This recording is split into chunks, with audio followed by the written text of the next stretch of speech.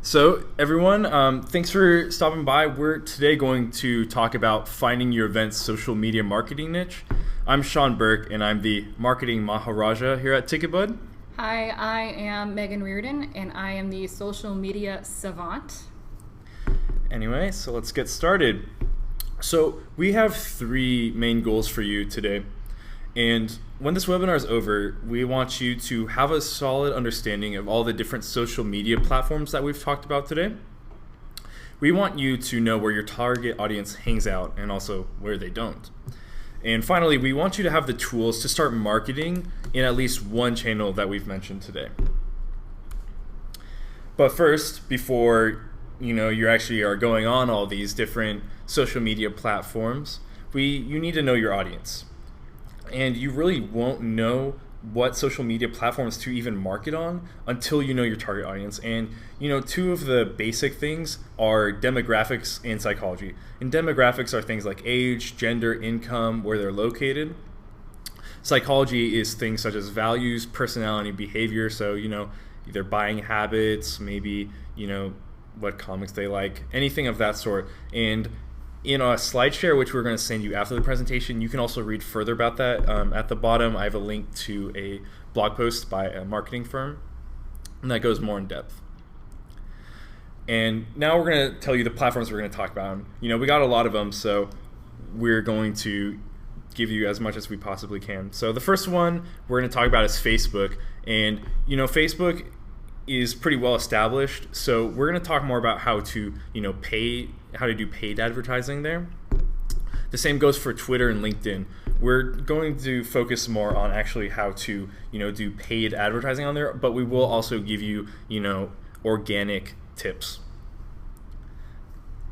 We also are going to talk about some up and coming platforms such as Pinterest, Instagram, Snapchat, Periscope. Some of these, Instagram isn't really up and coming, but ways to market your event can be.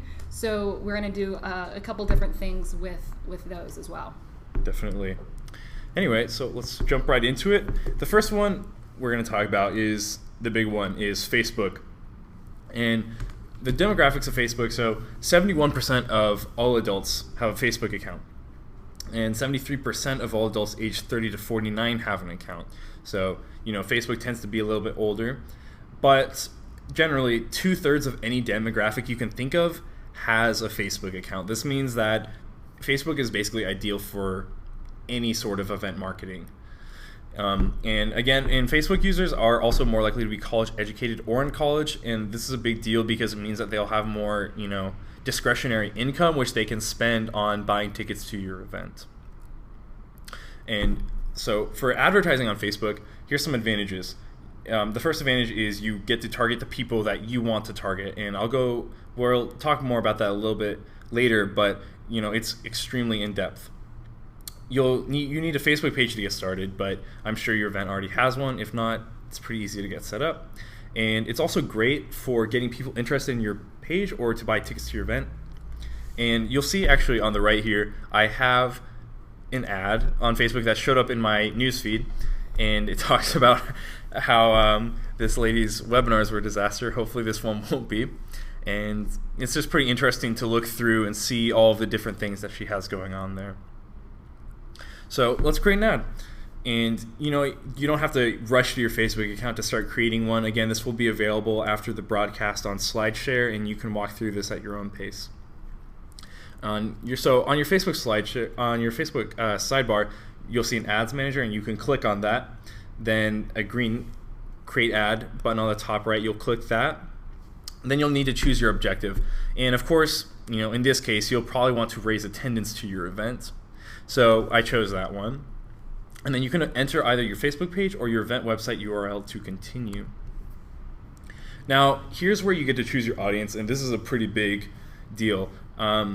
It's extremely in-depth. Like, you can choose age, gender, you can choose languages, you can choose interests, you can choose behaviors such as whether they recently purchased a home or if they're going to be moving. There's so many different things that you can target, and there's stories out there about people messing with their friends by taking out ads that target them directly. through a bunch of different audience filters. So it's, you can really narrow it down.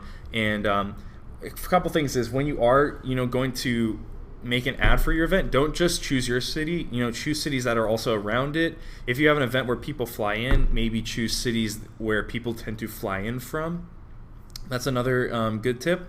And yeah, you can see, for example, in this one, I chose, like a Dave & Buster's in Irvine wants to do breakfast with Santa event. So I didn't just choose Irvine, I also chose some cities around it. And, it's more of a family event, so I put an interest as parenting. So daily budget, what you'll want to do here is you'll want your daily budget to be pretty good, pretty decent.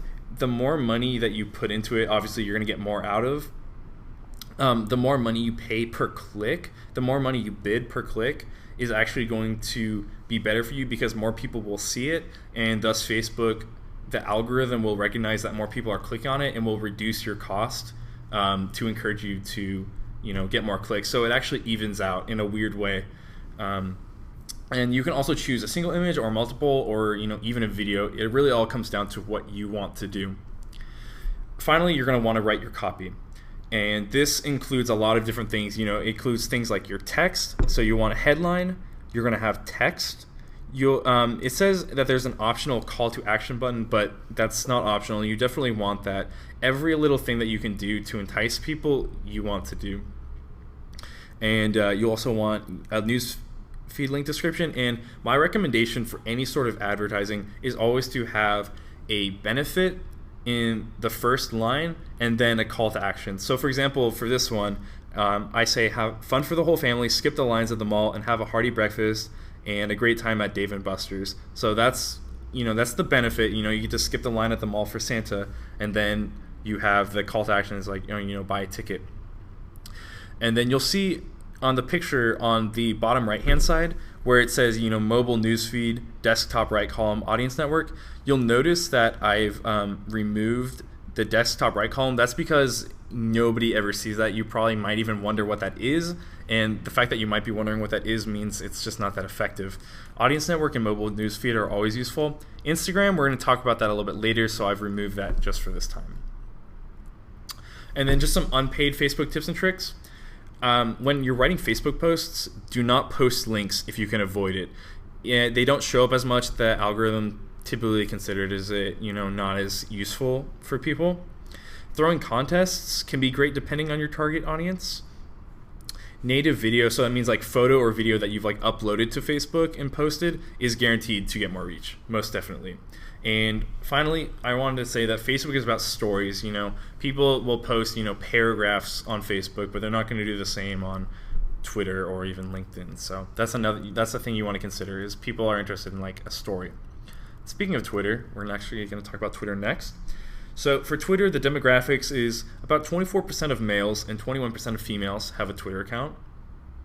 The majority of Twitter users fall in the 18 to 29 demographic, and again, you'll notice likely to be in college or college educated. Twitter users are more likely to be male, and anecdotally, I've noticed a lot of them tend to enjoy tech. So that's one thing to consider depending on your type of event. And advertising on Twitter, there's a lot of really cool advantages that you can do on Twitter. The first thing that you can do is you can target people who are like your followers, and this is really good if you don't really know what your target audience is, or you just want some more confirmation. You need a Twitter page to get started. It's great for getting people interested in events and buying tickets, and it's really great for workshops, social events, startups, and anything tech related.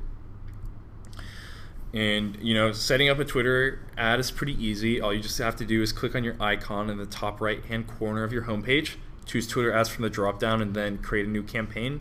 And then start and end times. You probably want it at least like a month out, and then depending on your event, if it runs for multiple days, you might even want it to run through your event, just so people might buy tickets to a particular day. Audience selection is also pretty robust, just like Facebook, just in slightly different ways. You can choose keywords to target. You can choose followers to target. You can also choose people like your followers, and again, that's like a huge deal, because there might be people that you just missed and they'd be perfect for your event. So now you get to target them. And you can also create tailored audiences based off of your followers, and I really do recommend doing that. And finally, it's the same thing with Facebook. You'll set like a daily maximum and a budget, and for bids, again, a little bit higher is always better, because for Twitter, if you're not getting a lot of clicks or stuff, you can actually get your campaign dropped. So of course you don't want that to happen. And finally, the fun part is actually composing the tweet. You can so you get your 140 characters, and you'll notice in the picture where it says card optional, it's not optional. You need to do that if you want to get people to actually see your ad. So definitely need a website URL, definitely need an image, definitely need a headline, definitely need a call to action. You need all those things. Or of course you can choose tweets that you already have, and as always you need to split test, make 2 tweets, and see how they perform against each other. I recommend that for all of the ads, by the way, not just Twitter. And some tips and tricks. Here's some free stuff. I really recommend using like Buffer or Hootsuite to schedule. It just saves you a ton of time. Megan, if you want to say anything about that, I know you use it. I would say I love having the ability to schedule out like tweets a week in advance.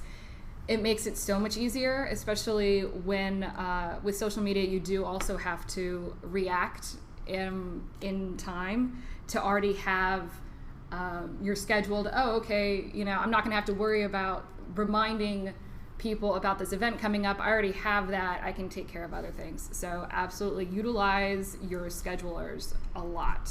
Definitely. And there are free options with Hootsuite, so those are not necessarily, you don't have to pay to use them. So. Mm-hmm. For sure. And also, if you want to determine the hashtags that are important for you, check to see what your followers are talking about. That could always be a good thing to look into. And where Facebook is about stories, Twitter is about brevity. Again, you only have those 140 characters.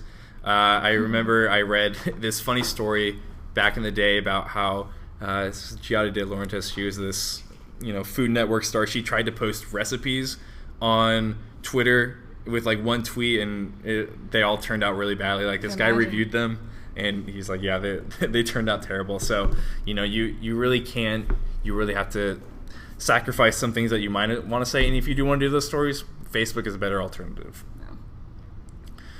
And last of the big three where you'll want to really maybe focus advertising dollars is LinkedIn. LinkedIn is pretty evenly split.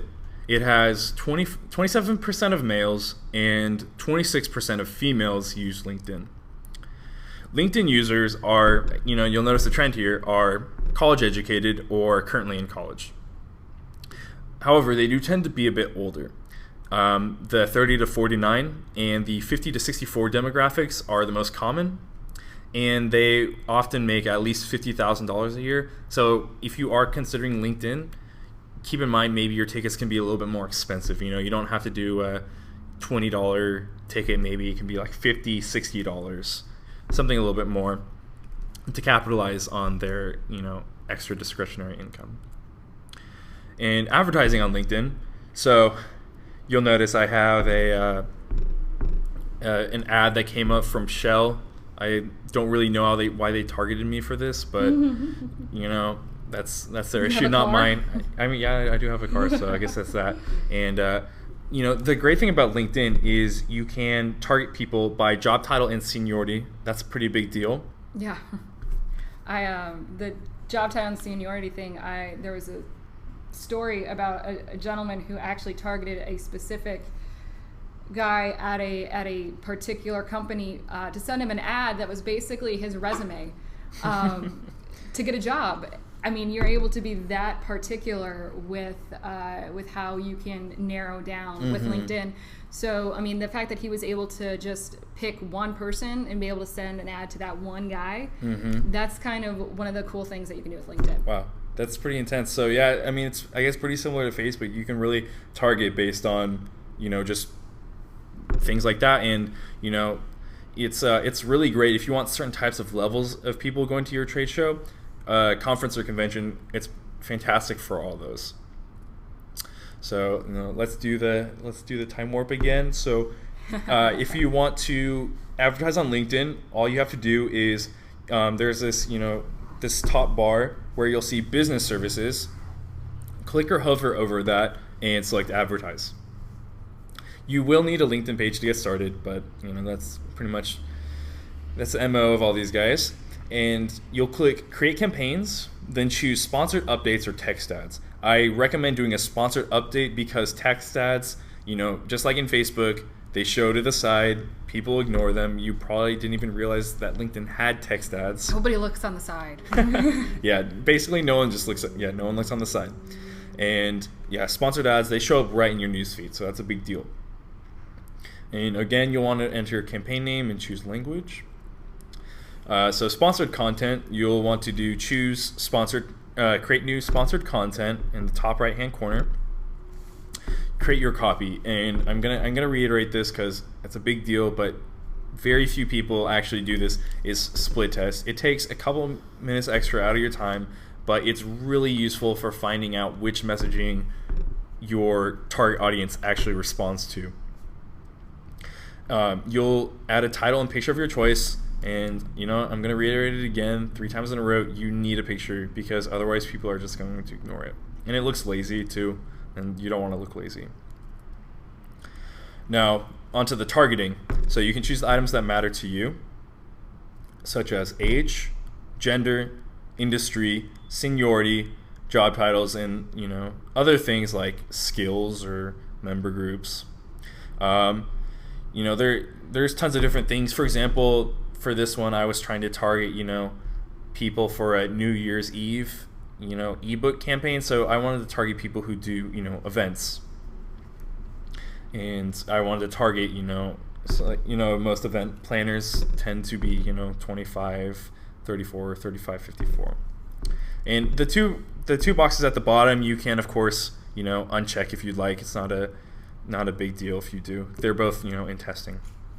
And now I'm going to hand it off to Megan for Pinterest. All right. Interesting thing with Pinterest, as I'm sure many of you know, it actually skews more towards the female demographic rather than the male demographic. It's 13% of men and 42% of women use Pinterest. I will say the last year, within 2015, there has been about 125% increase in the number of male users on Pinterest. So it's definitely growing, but as of right now, it does skew more towards women. There's some cool how-to stuff on Pinterest. I'm not gonna lie, I can't deny that. I think we found like a how-to welding guide. So yeah. if you like to weld, that's out there. That's pretty masculine. Don't be afraid.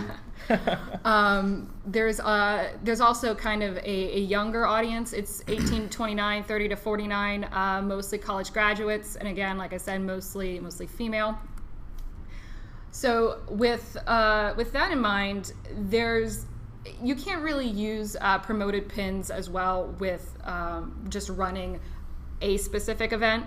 There are 2 different ways that we found works well for utilizing how to use Pinterest to promote whether you're an organization, a brand, or a company, and then whether you're an event or you're planning an event or any sort of planning purpose for a party, what have you.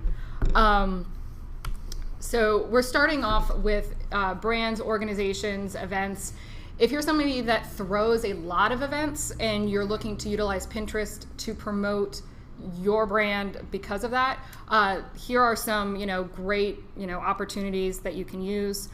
Rich pins would be the first thing I would recommend. It is a meta tag that you put into the meta part of your website. Just your website, yep. Yeah. And it allows Pinterest to pull more information from your website. So they have recipe pins, they have movie pins, they have article pins. What that means is that information from those movies that you may have on your website, or if you post recipes, those will automatically drop into the rich pin, which allows the Pinterest user to have more information at a glance. It also gives more legitimacy to your pins. When we added rich pins to our site, we noticed like a 400% increase in the number of pins that we had. Mm-hmm. So definitely helps. I would hugely recommend that. The other is the promoted pins, which is their sort of pay to play, but it is pay for targeted keywords and sort of pay for your pin to go up in certain searches. So to go through that, you do have to apply for promoted pins. Just as an FYI, they do have a wait list. It can take some time to get through that wait list. It took us about a week to 2 weeks when we finally got on the wait list. So do keep that in mind. You can't just go and start running. It does take a little bit of time to get that set up. But once you do, they have 2 essential campaigns you can run. The best one, in my opinion, for your money will be the get traffic to your website, as that is essentially what you want to be doing. You want people to go to your website, whether to sign up for the event or to sign up with your company to run events. That's the campaign that you should be running. You can enter name, end date. That's optional if you want to keep running. And then, of course, your daily budget. Pinterest runs on a CPC basis, so it's cost per click. You only get charged when people actually click through to your website. So just, viewing or, repinning doesn't necessarily charge you. So once you've decided which campaign you're running, given it a name, all of that, you start with the keyword search, and this is the, depending on what keywords you put in, depends on when your ad or your pin will come up. You can put about 150 keywords per pin. So that is quite a few. That gives you a lot to choose from. But keep in mind what your audience is and what they're looking for. Do not put keywords on your pins that don't correspond, because nobody likes to be sold socks when they're looking for something else. Nobody likes that. So do keep that in mind. Here I have some terms I put for New Year's Eve. And it'll give you a few, some shoulder niches that you can kind of go into.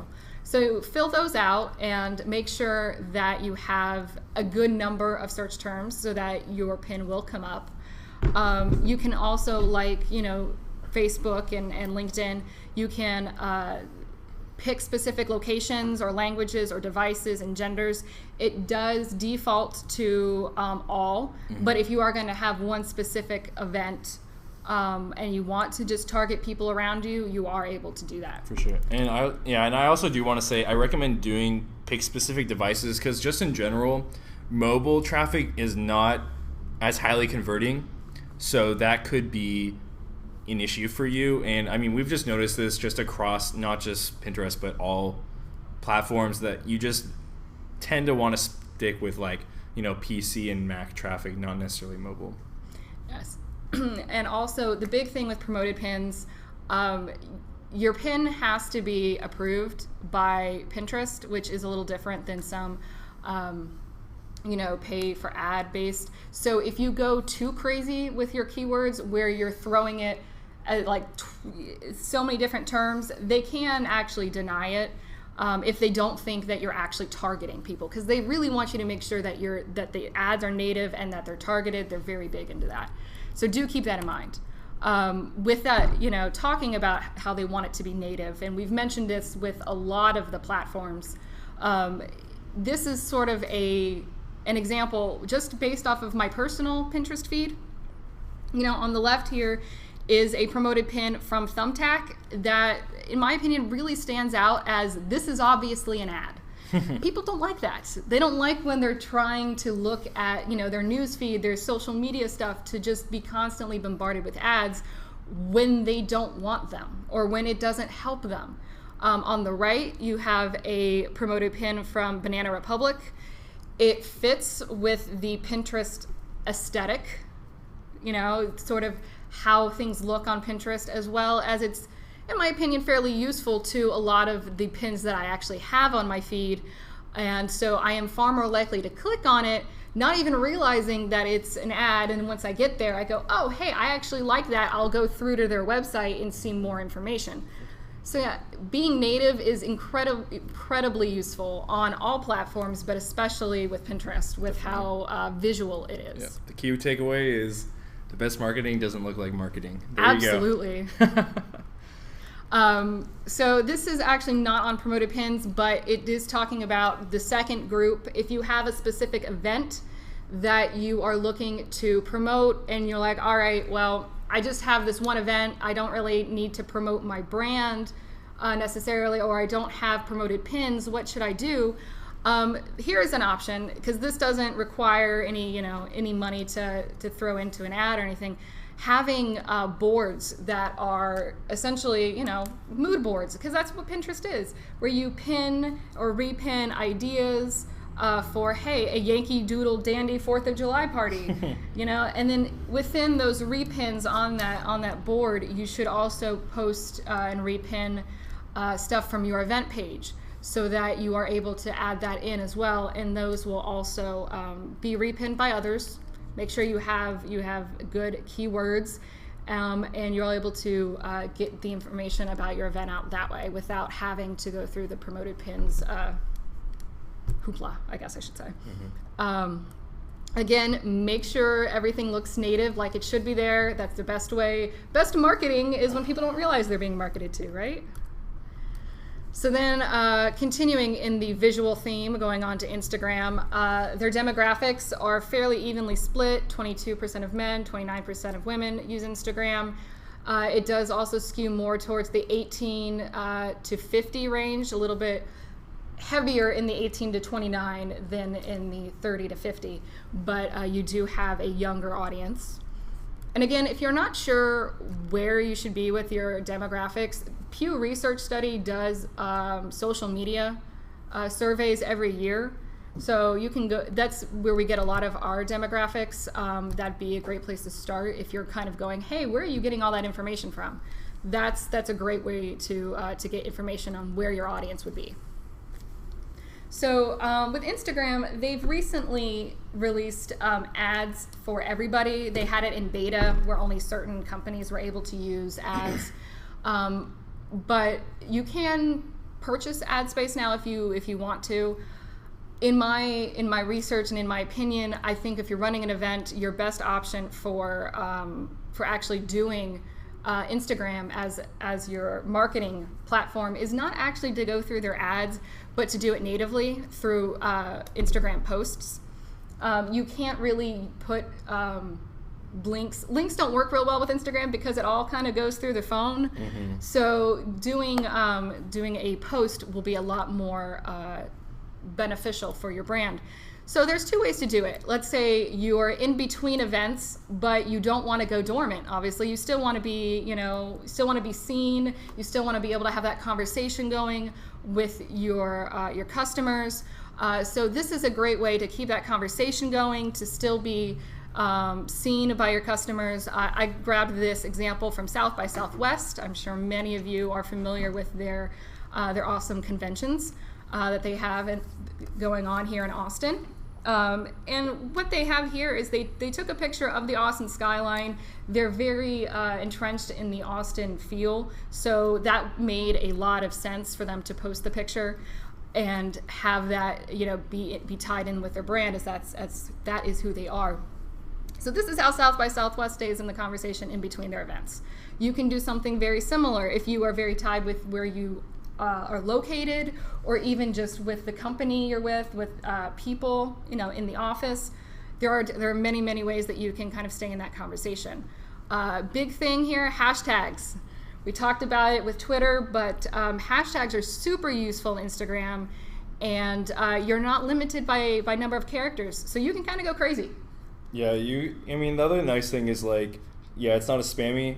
I have a couple of friends who they'll post cars and they have a paragraph of hashtags, and but hey, it works. They get tons of likes, so I would say it is best to try to tailor your hashtag so you're not, if you're posting cars, you're not hashtagging, Well, yeah, of course. But still, you are able to pull in a wide variety of hashtags. Here they use, South by Southwest, ATX. That means that even if they're not people that aren't necessarily following South by Southwest, if they were looking through those tags, they would still come across this post. And you can see how useful this post actually was. They had people, in leaving comments actually saying, hey, I want to register. So that actually, even though you're in between events, you are still able to have that conversation going. Next, we have an example of, okay, well, I have my event actually coming up immediately. How am I going to use Instagram to promote it? I mean, you can make an ad, essentially. Even though you're not paying for the ad, it's still a visual representation. Here we have Dave & Buster's, has a very adorable, in my opinion, promotional picture of their breakfast with Santa. And we say, hey, check out this event with at Dave & Buster's. We have a couple hashtags there. Again, hashtags are important.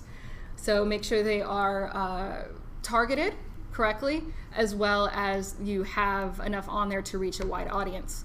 Instagram has a great feature now with their new Discover page, where they have trending tags for the day, where you'll have on Wednesday where we might talk about Women Crush Wednesday, or a lot of different options. That way you can see what is trending currently, and if you're like, oh hey, that fits with hashtag holidays, throw that in there. It'll be added into the whole tag.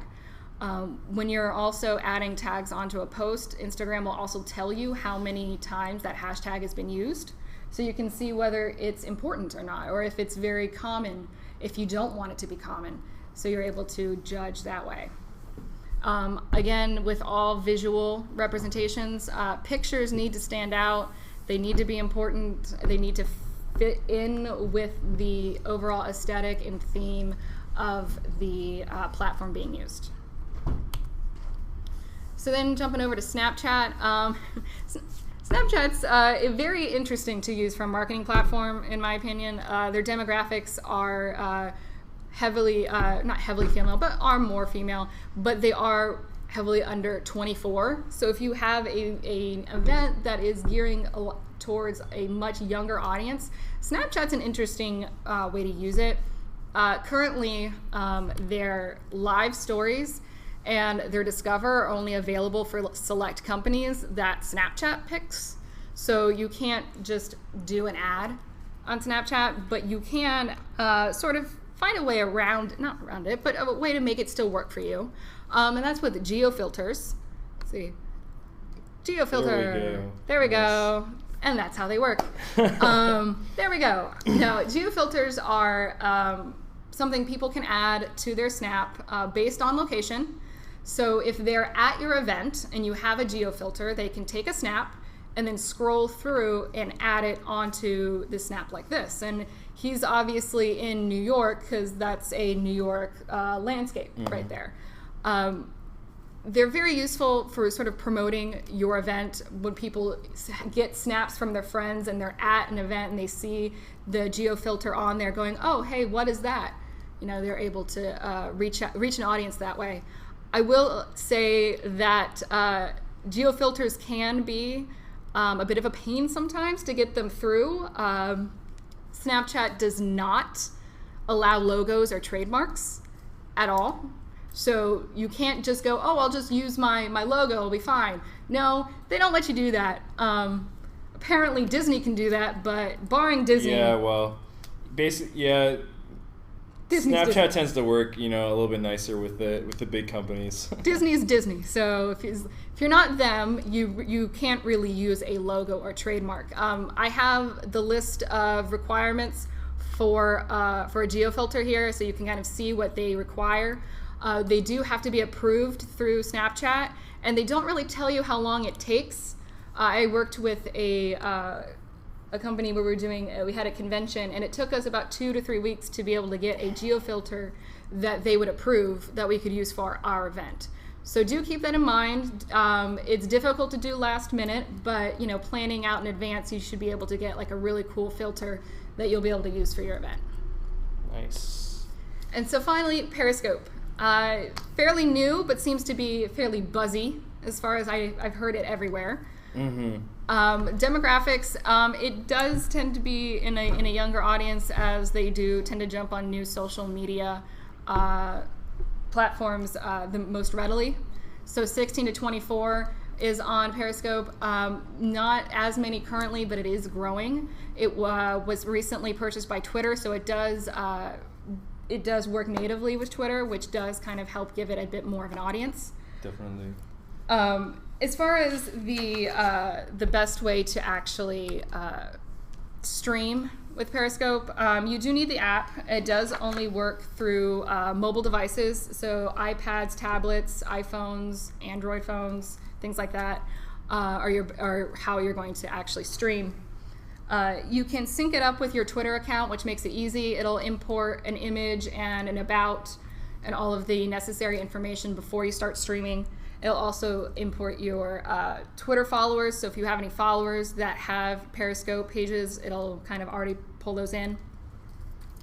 Now, how to actually set up your stream.